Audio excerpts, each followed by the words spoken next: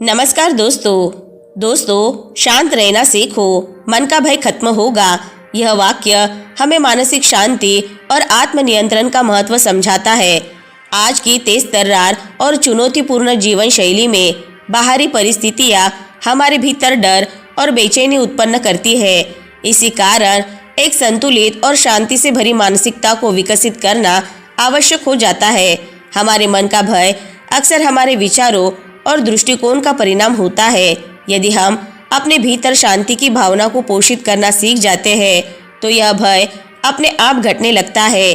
शांत चित्त और आत्म विश्रांति की इस साधना से न केवल मानसिक शक्ति में वृद्धि होती है बल्कि जीवन की चुनौतियों को साहस और आत्मविश्वास के साथ सामना करने की क्षमता भी प्राप्त होती है। वो कैसे? आइए जानते हैं आज की इस कहानी के माध्यम से। उससे पहले अगर आप हमारे चैनल पर नए हैं तो हमारे चैनल को लाइक, शेयर और सब्सक्राइब ज़रूर से कर ले। तो चलिए दर्शकों, शुरू करते हैं आज की कहानी को। दोस्तों, यह कहानी भगवान बुद्ध के प्रिय शिष्य आनंद की है, जो जीवन में शांति की तलाश कर रहा था। हालांकि वह बुद्ध के सानिध्य में था, फिर भी उसकी चिंताओं और भय ने उसे हर पल जकड़ रखा था। वह छोटी छोटी बातों पर विचलित हो जाता, कभी अपने भविष्य को लेकर सोचता तो कभी अपनी गलतियों से डरता। ये भावनाएं उसे शांत मन से जीने नहीं देती थी। एक दिन आनंद ने भगवान बुद्ध के पास जाकर अपनी समस्या बताई। उसने कहा, भगवान, मैं हर वक्त चिंतित और भयभीत महसूस करता हूँ।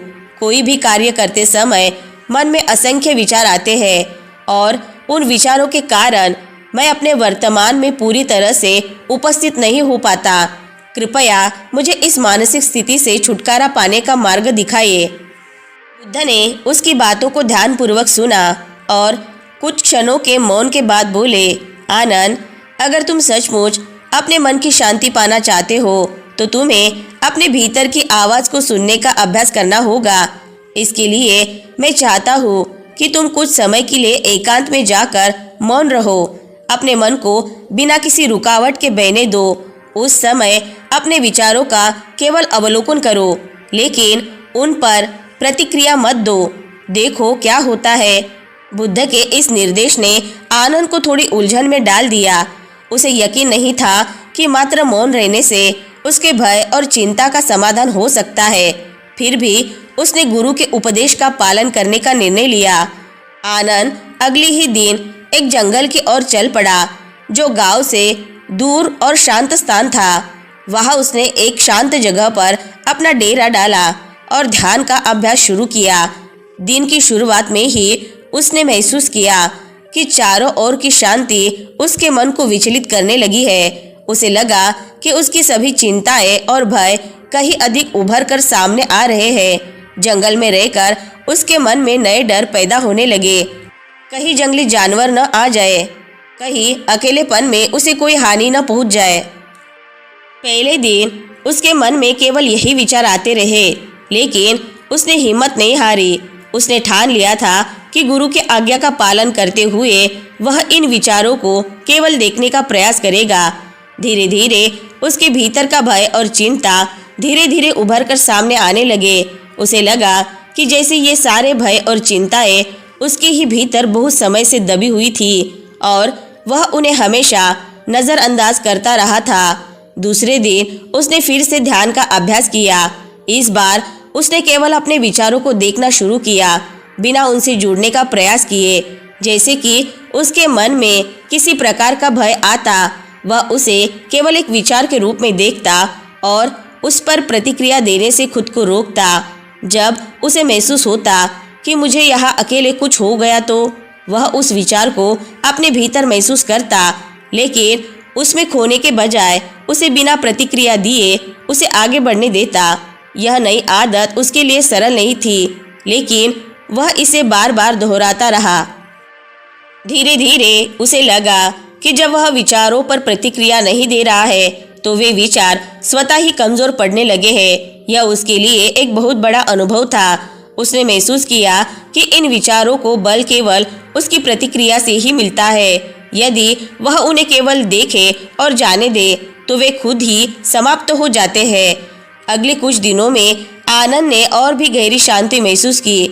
उसे ऐसा अनुभव हुआ जैसे उसके भीतर एक गहरा सागर है जो स्थिर और शांत है। उसके भीतर उठने वाले विचार केवल लहरें थी और ऊपर उठती और फिर अपने आप शांत हो जाती। वह इस शांति को महसूस कर रहा था जो उसे पहले कभी महसूस नहीं हुई थी। इस अनुभव ने उसे यह समझा दिया कि उसका सच्चा स्वरूप उन विचारों से अलग है। अब आनंद भय और चिंता से मुक्त हो चुका था। उसने महसूस किया कि वास्तविक शांति को पाने के लिए मौन में रहना और अपने भीतर के विचारों का अवलोकन करना बहुत ज़रूरी है। इस अनुभव ने उसे यह सिखाया कि भय केवल हमारे मन का खेल है और जब हम इस खेल में भाग लेना छोड़ देते हैं तो भय अपने आप खत्म हो जाता है। कुछ समय बाद आनंद बुद्ध के पास लौटा। उसे देखकर बुद्ध मुस्कुराए जैसे कि उन्हें पहले से ही सब कुछ पता हो। आनंद ने अपने अनुभव को साझा करते हुए कहा, भगवान, आपके द्वारा बताए गए इस सरल उपाय ने मुझे सच्ची शांति का अनुभव कराया है। मौन के अभ्यास ने मुझे सिखाया कि मेरे सभी भय और चिंताएं मेरे मन की ही उपज है। जब मैं उन पर ध्यान देना छोड़ देता हूँ तो वे अपना अस्तित्व खो देते हैं। बुद्ध ने हंसते हुए कहा, आनंद, यही मौन की शक्ति है। मौन हमें अपने भीतर की ओर ले जाता है जहाँ हमें वास्तविक शांति मिलती है। जब हम अपने विचारों के साथ प्रतिक्रिया छोड़ देते हैं तो हम अपने आप ही भय और चिंता से मुक्त हो जाते हैं। दोस्तों, इस कहानी का यही सार है कि मौन में बहुत गहराई होती है। जब हम मौन रहकर अपने विचारों का अवलोकन करते हैं और उन्हें बिना किसी प्रतिक्रिया के जाने देते हैं तो धीरे धीरे हमारे भीतर की चिंता और भय समाप्त हो जाते हैं। मौन हमें हमारे सच्चे स्वरूप से जोड़ता है और हमें वास्तविक शांति का अनुभव कराता है। अंततः शांत रहना सीखो, मन का भय खत्म होगा का संदेश हमें यह समझाता है कि भय का नाश हमारे भीतर की शांति में निहित है। जब हम अपने मन को स्थिर और शांत रखना सीखते हैं तब धीरे धीरे हमारे भीतर का भय समाप्त होने लगता है। आंतरिक शांति और आत्मनियंत्रण से हम अपने जीवन में संतुलन, धैर्य और साहस का अनुभव कर सकते हैं। इसीलिए बाहरी परिस्थितियों से विचलित होने के बजाय हमें अपने मन की स्थिरता पर ध्यान केंद्रित करना चाहिए ताकि भय का सामना आत्मविश्वास और दृढ़ता से कर सके। तो दोस्तों, आज की कहानी से आपको बहुत कुछ सीखने को मिला होगा। वीडियो अगर पसंद आई होगी तो वीडियो को लाइक, शेयर और चैनल को सब्सक्राइब जरूर से कर ले।